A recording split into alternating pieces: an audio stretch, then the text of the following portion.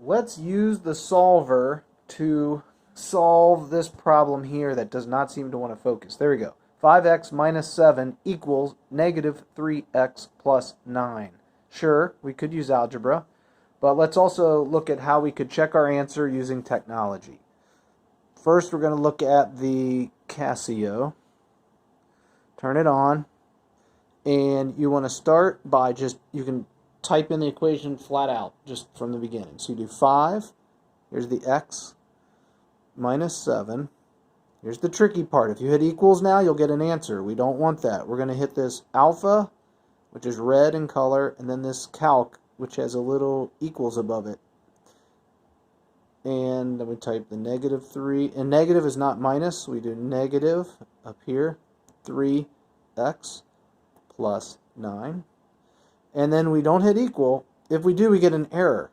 If you make that mistake, which I have done many times, you just hit this left arrow and it'll take you back to the equation. And then you do what you should have done the first time, which is shift, which is yellow, and then the calc button. So now we're in solve mode. Give it a guess for x if you can. If you have no idea, maybe just put in 1. And then I hit equal. It has still not figured it out yet. It's asking me what value it should solve for, which is kind of dumb because there's only one value there. But anyway, you have to hit equal again.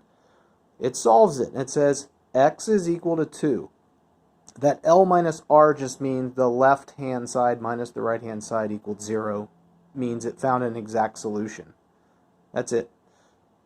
Now let's look at the TI